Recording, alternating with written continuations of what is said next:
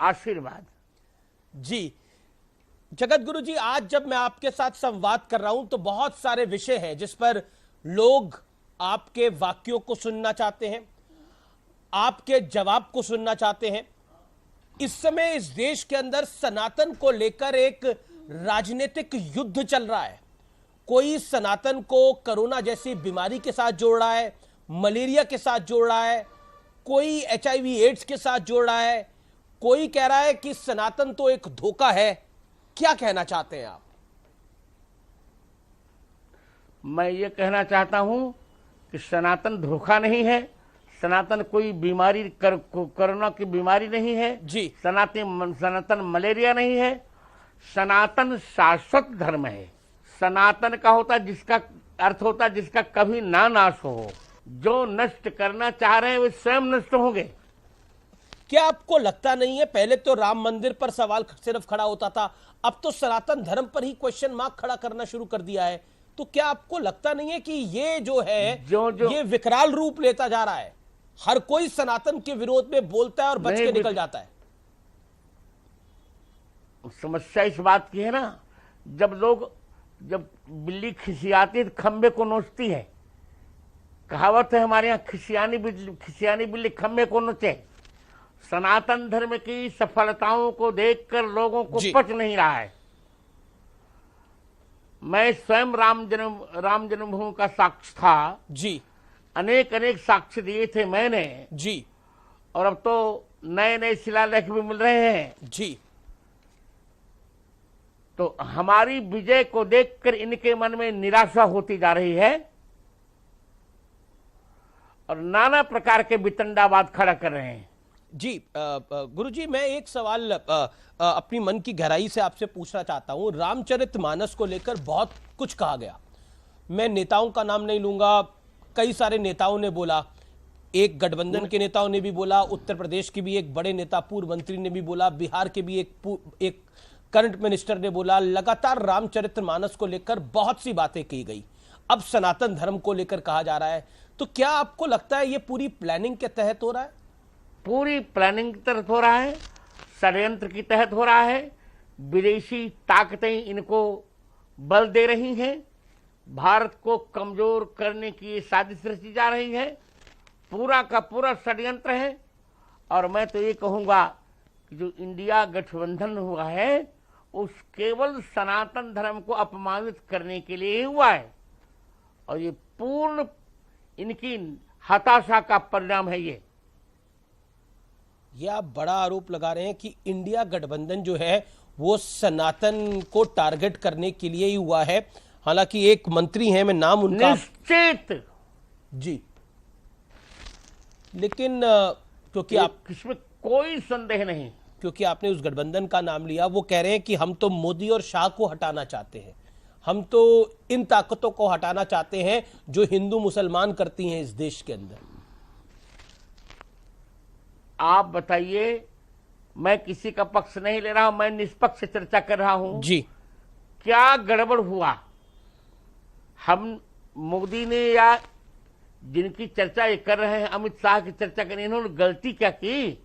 370 धारा हटाई, 35 धारा हटाई, कश्मीर को भारत में जोड़ने का एक साहस किया, चंद्रयान 3 उतारा गया, दक्षिण ध्रुव पर जब आज तक जिसको आज तक किसी देश ने नहीं उतारा था।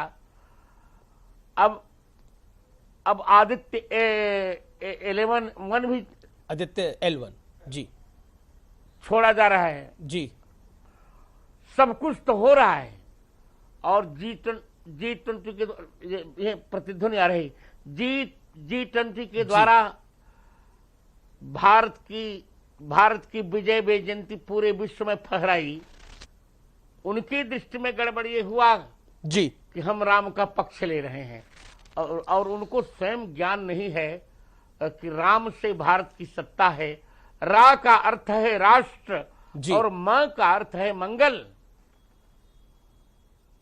राम के बिना भारत की सत्ता कैसी?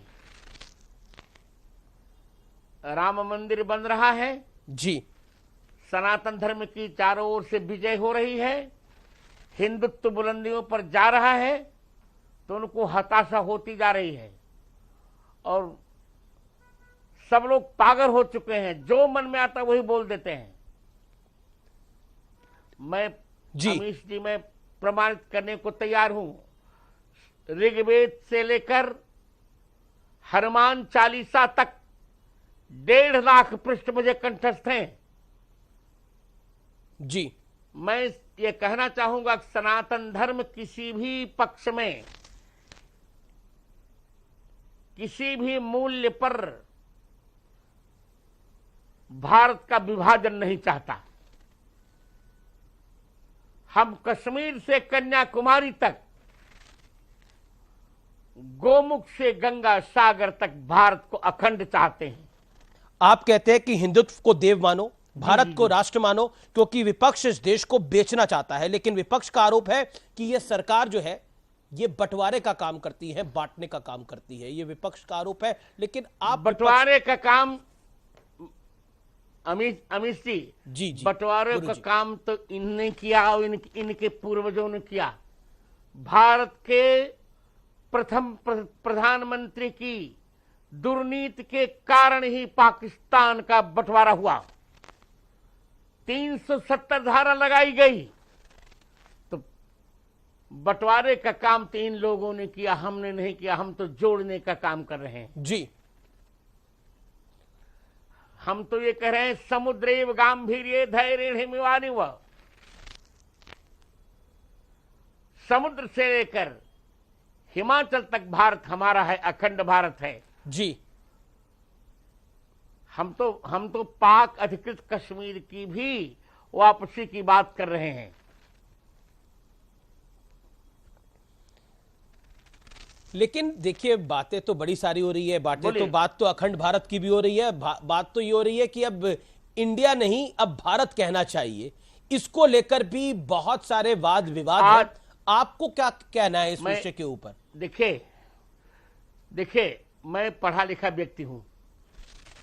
किसी भी देश के 2 नाम आपने नहीं सुने होंगे और भारत के जो 2 नाम सुनाई पड़ रहे हैं, ये दुर्भाग्य ही है। भारतीय संविधान का पहला वाक्य ही गलत है, जिसमें कहता है India that is Bharat. India नाम इसका कैसे पड़ गया? ये तो अंग्रेजों ने इसका नाम थोप दिया। इसका मूल नाम भारत ही है और भारत ही रहना चाहिए। लेकिन क्योंकि भरतों का निवास है। भरता नाम जी। भरता नाम निवासो भारत। इंडिया कहने में क्या हर्ज है? क्या आपको लगता है? क्योंकि पिछले लगभग जब से अंग्रेज आए उसके बाद से तो इंडिया ही कहा गया इस देश को। उसमें हर्ज क्या है? विपक्ष मतलब मैं एक दूसरी तरफ का बयान है। हाँ बताइए प्लीज गुरुजी।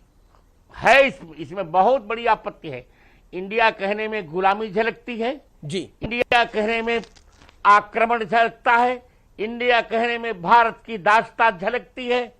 इंडिया कहने में भारत के स्वाभिमान का संवर्धन झलकता है। इंडिया कहने में भारत माता का अपमान झलकता है। अमीश जी, वंदे मातरम कहकर हजारों लोगों ने अपना बलिदान दिया। कहीं आपने वंदे इंडिया सुना है क्या? वंदे मातरम ही होता है हमारे राष्ट्र। सुनिए हमारे राष्ट्रगीत और राष्ट्रगान में क्या इंडिया का नाम है? नहीं है। वंदे मातरम, भारत भाग्य विधाता। इसलिए जब राष्ट्रगीत और राष्ट्रगान में इंडिया का नाम नहीं, फिर इंडिया को ढोया जा रहा है। अब इस बार तो G20 का आपने जिक्र किया और G20 की चर्चा आपके कानों तक भी पहुंची। भारत बहुत सफल आयोजन भारत ने करा और भारत के प्रधानमंत्री ने उधर प्राइम मिनिस्टर ऑफ इंडिया नहीं लिखा, प्राइम मिनिस्टर ऑफ भारत लिखा। और जो प्रेसिडेंट ने भी एक रात्रि भोज दिया उसमें भी प्रेसिडेंट ऑफ भारत लिखा गया, यानी भारत की राष्ट्रपति लिखा गया। उसको लेकर भी बड़ा वाद विवाद हुआ। क्या आपको लगता है ये कदम भारतीय सरकार का, भारतीय राष्ट्रपति का, भारतीय प्रधानमंत्री का एक सही कदम था या गलत कदम है? भारत का प्रधानमंत्री या भारत की राष्ट्रपति लिखना? बहुत सुविचारित कदम है ये, और मुझे यह कहने में भी गर्व है कि भारत के प्रधानमंत्री मेरे बड़े अच्छे मित्र हैं जी, और भारत की राष्ट्रपति भी मुझे अपना बड़ा भाई मानती हैं। दोनों का यह कदम बहुत सुविचारित है। आपने अभी एक बड़ी दिलचस्प बात बोली। आपने बोला भारत के प्रधानमंत्री मेरे मित्र हैं, और आपके मित्र का, मैं ऐसे सवाल पूछता हूं, आपके मित्र का जन्मदिवस आने वाला है 17 सितंबर को, तो क्या शुभकामनाएं देंगे उनको, क्या आशीष देंगे? बिल्कुल, सुनिए, मैं उनको दीर्घायुष्य की शुभकामना दे रहा हूं जी, और 2024 में फिर लाल किले पर 15 अगस्त के दिन झंडा फहराने की कामना करता हूं और आशीर्वाद भी दे रहा हूं। जी जी, आप तो नरेंद्र मोदी को 2024 में दोबारा प्रधानमंत्री बनने का आशीर्वाद दे रहे हैं, लेकिन एक सवाल जो कि इस समय पूछना जरूरी हो जाता है। मैंने सिवनी में आपने जो आपने कथा करी और उसमें बात कही, उसमें आपने कहा कि अधर्म और धर्म की लड़ाई है, आपने सिवनी की कथा के दौरान कहा, और हमें देखना है कौन जीतता है। कहा, क्योंकि क्यों कहा, कहाँ है और अधर्म कहाँ है? मैं धर्म भारत के पास है जी, अधर्म जो इंडिया कह रहे हैं उनके पास है। धर्म हमारे पास है, धर्म सनातन धर्मावलंबियों के पास है, और जो सनातन धर्म का विरोध कर रहे हैं उनके पास अधर्म है। जी,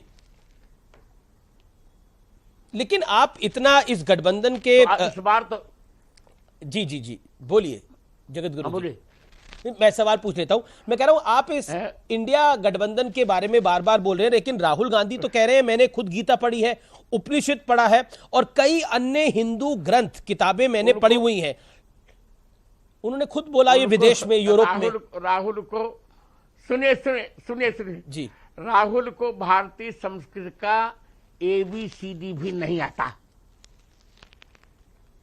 कुछ नहीं आता। वो क्या पढ़ेंगे, उपनिषद जानते तक नहीं, भारतीय संस्कृति जानते तक नहीं, उनको भारतीय संस्कृति का क्या ज्ञान? एक सवाल जो कि उनको भारत से क्या लेना देना? आप कह रहे हैं कि राहुल को भारत से क्या लेना देना, और लेकिन संत होने के नाते मैं आपसे जानना चाहता हूं कि रामचरितमानस को दलित विरोधी बताया गया, रामचरितमानस को की प्रतियां जलाई गई। मैं फिर मैं कहने जा रहा हूं जी, मैं फिर कह रहा हूं, रामचरितमानस का इतना बड़ा अपमान हुआ, क्या राहुल गांधी ने एक वाक्य बोला? स्वयं राहुल गांधी कहलाते हैं जी, गांधी जी ने रामचरितमानस से कितनी बड़ी प्रेरणा ली थी। रघुपति राघव, राजा राम, पतित पावन सीताराम, ये पांच कीर्तन की पांचों ध्वनियां महात्मा गांधी ने रामचरितमानस से ली थी। जी, ये जैसे थोड़ी देर के लिए रघुपति, यही मह रघुपति नाम उदारा, राघव उर्धरि राघव चरण युग, राजा राम अवधर जानकी रानी, पतित पावन जास पतित पावन बड़बाना, सीताराम चरण रत मोरे। राहुल गांधी के पूर्वज गांधी जी ने रामचरितमानस से 5 मंत्र लिए, और इन्हीं रामचरितमानस का अपमान राहुल गांधी सहन कैसे कर पाए?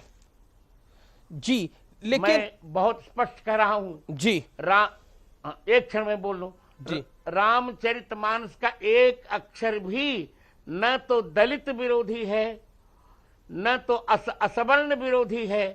रामचरितमानस एक ऐसा ग्रंथ है जहां राम राज्य में चारों वर्ण के लोग राम जी के राजघाट पर स्नान करते हैं। आपसे एक सवाल मैं पूछना चाहता हूं, संत होने के नाते आपको हनुमान चालीसा में एक पंक्ति आती है, शंकर सुवन केसरी नंदन, लेकिन इसका अर्थ क्या शंकर स्वयं केसरी नंदन है? अगर आप थोड़ा सा संक्षेप में बता पाए गुरुवर। हाँ, मैं बताना चाहूंगा। शंकर सुवन का अर्थ होता है बेटा जी। तो हनुमान जी शंकर जी के बेटे नहीं हैं, बल्कि राम जी की सेवा के लिए हनुमान जी शंकर जी स्वयं हनुमान जी बन गए थे। इसलिए पुरानी प्रति का पाठ यही है, शंकर स्वयं केसरी नंदन, शंकर सुवन नहीं। कभी हनुमान जी को किसी शास्त्र ने शंकर जी का बेटा नहीं कहा, बल्कि यही कहा कि शंकर जी स्वयं हनुमान जी बन के आ गए। तो ये पंक्ति है शंकर स्वयं केसरी नंदन, शंकर सुवन नहीं है जी। पुरानी प्रति यही देखिए, 4 अशुद्धियां हैं। शंकर स्वयं केसरी नंदन एक, और दूसरा सब पर राम तपस्वी राजा गलत है, सब पर राम राय सिर ताजा 2। तीसरा राम रसायन तुम्हारे पास सदा रहो नहीं सादर हो रघुपति के दासा 3। और चौथा जो 7 बार पाठ कर कोई नहीं, यह 7 बार पाठ कर जोई छोटे बंद महासुख होई। जी जी। राम मंदिर का उद्घाटन होगा जनवरी के महीने में, लेकिन उसके उद्घाटन से पहले ही उद्धव ठाकरे कह रहे हैं कि जब कोई ट्रेन आएगी तो गोधरा टाइप का हमला होगा, यह भी प्लानिंग का एक हिस्सा हो सकता है। ये सब विचार जब आप सुनते हैं तो आपके मन में क्या आता है, आपके मस्तिष्क में क्या आता है गुरुजी? मेरे मन में यही आता है जी कि अच्छे कार्य में पापी लोग भी डालते हैं और पापियों को दंड देना हमारा धर्म हो जाता है। तो पापियों का वो दंड देना हम तो उद्धव ठाकरे से जी जी गुरुजी धर्म हो जाता है। हम तो उद्धव ठाकरे से इतना ही कहेंगे कि दम है कितना दमन में तेरे, देख लिया आप देखेंगे। हम तैयार हैं प्रत्येक परिस्थिति का सामना करने के लिए। अब सनातन धर्मी तैयार है, भूल कर भी किसी को छेड़ेंगे हम, और अमीश जी छेड़ने पर किसी को न छोड़ेंगे हम। लेकिन फिर बोलेंगे, अगर आप अब जैसे ये बयान आपका अब सब लोग सुन रहे होंगे, वो बोलेंगे देखिए एक जगत गुरु रामभद्राचार्य जी देखिए किस तरह से धमका रहे हैं, अगर हमको कोई छेड़ेगा तो हम छोड़ेंगे नहीं। तो धमका नहीं रहा हूं जी, धमका नहीं रहा, सुनिए जी धमका नहीं रहा हूं। क्षमा सुनिए, क्षमा तब तक करनी चाहिए जब तक क्षमा को सद्गुण माना जाए। जहां क्षमा को कायरता माना जाता हो वहां क्षमा कभी नहीं करनी चाहिए। इसलिए वाल्मीकि रामायण में भगवान राम ने कहा जी क्षमया ही समायुक्तम मामयम मकरालय असमर्थम विजानीते धिक क्षमा मीदृशे जने। क्षमा से युक्त देखकर समुद्र ने मुझे कायर मान लिया। जब क्षमा को नपुंसकता माना जाए तब क्षमा नहीं करनी चाहिए। और भारत माता की रक्षा के लिए पूर्ण रूप से सबको, और विशेषकर सनातन धर्मावलंबियों को तैयार रहना चाहिए। ये भी कहा जाता है भय बिन होए न प्रीत, जब भगवान रामचंद्र जी समुद्र से प्रार्थना कर रहे थे। मैं तो सुनिए, मैं तो यही कहूंगा कि ओम शांति शांति शांति ये नारा बुढ़ों का हो चुका, अब तो इसको ओम क्रांति क्रांति क्रांति कह देना चाहिए। चलिए गुरुजी, आपने हमें इतना समय दिया, हमसे संवाद किया, और इस संवाद में आपने एक एक सवाल का अपने अनुसार जवाब दिया। इसके लिए आपका बहुत बहुत शुक्रिया। एक बार फिर आपको प्रणाम, धन्यवाद आपका हमारे साथ जुड़ने के लिए। आशीर्वाद। जी जी।